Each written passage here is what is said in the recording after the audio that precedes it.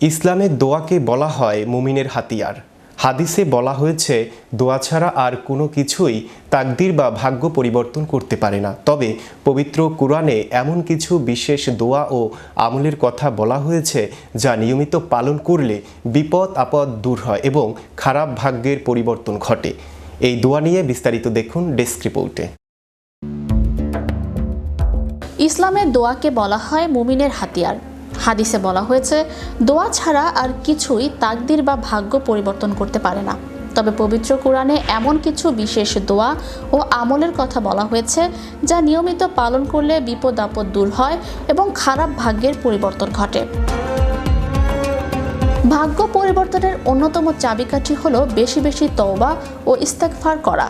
যখন কোনো বান্দা নিজের গুনাহের জন্য লজ্জিত হয়ে পাঠ করে আস্তাগফিরুল্লাহ, তখন আল্লাহ তার রিজিকের পথ খুলে দেন এবং দুশ্চিন্তা দূর করেন। পবিত্র কোরআনে বলা হয়েছে, তোমরা তোমাদের রবের কাছে ক্ষমা প্রার্থনা করো, তিনি তোমাদের উপর প্রচুর বৃষ্টি বর্ষণ করবেন এবং তোমাদের ধন সম্পদ ও সন্তান সন্ততি দিয়ে সমৃদ্ধি করবেন।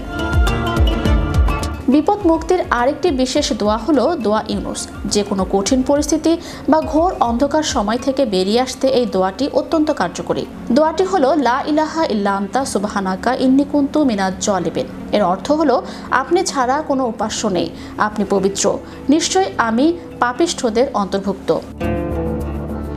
আল্লাহকে ভয় করে চললে তিনি অভাবনীয় উৎস থেকে রিজিক এবং সমাধানের পথ তৈরি করে দেন। দান সৎকা করলে মানুষের বিপদ দূর হয় এবং আয়ু ও বরকত বৃদ্ধি পায়।